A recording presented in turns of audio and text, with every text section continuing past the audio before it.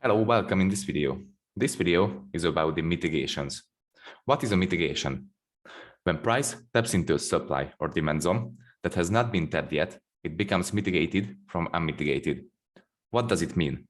If you have a supply or demand zone, there are loads of orders sitting on those zones placed by algorithms, banks, and retail traders. When price taps the zones, the resting orders are getting picked up, so it's becoming mitigated from unmitigated. A zone can be only mitigated once because orders can be picked up twice, but the price can form another zone inside of the old one. But okay, that's enough of theories. We don't really want to overcomplicate things. Forex trading is hard enough, so let's keep the theories and analysis simple. Okay, let's see an example for the mitigations. Price is moving in an uptrend, so it's creating a series of higher highs and higher lows. If price moves in an uptrend, we are expecting the demand taps. Let's say this demand zone was created because it created inefficient move to the upside, broke structure, and swept or created some liquidity. So this demand zone will stay unmitigated unless price taps into this zone and collects all of the orders that are resting on this zone. If price steps into this zone, it will become mitigated.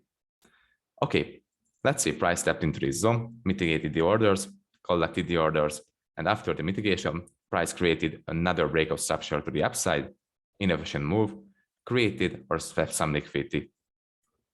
In this case, price will create another demand zone that will stay unmitigated unless price taps into this zone.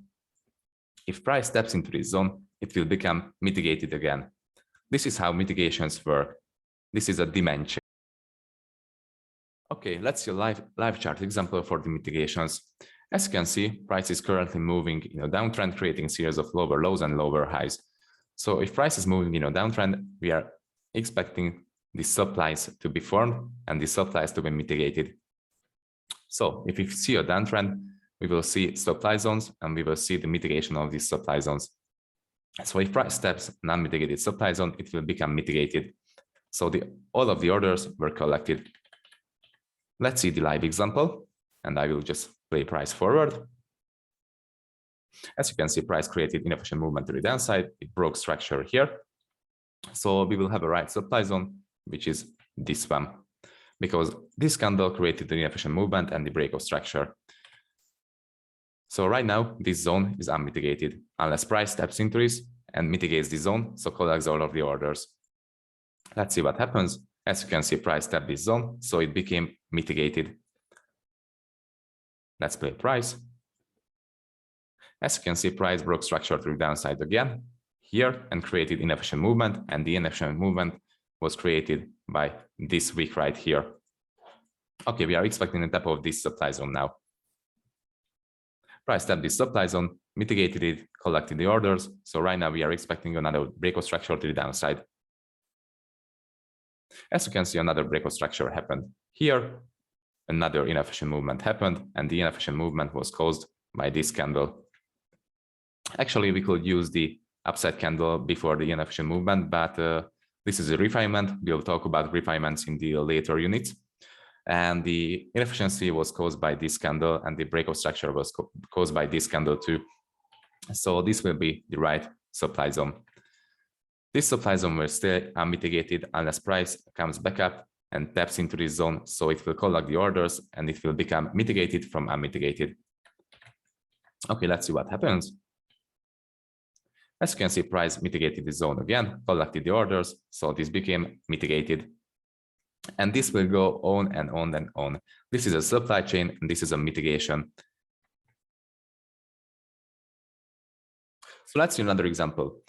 As I said earlier, zone can be only mitigated once because orders can be picked up twice, but price can form another zone inside of the old one.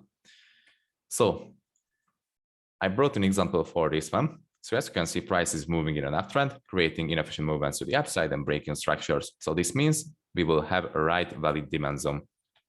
Price came back down to mitigate this zone, collected the orders, and after the order collection, it created a change of character to the upside.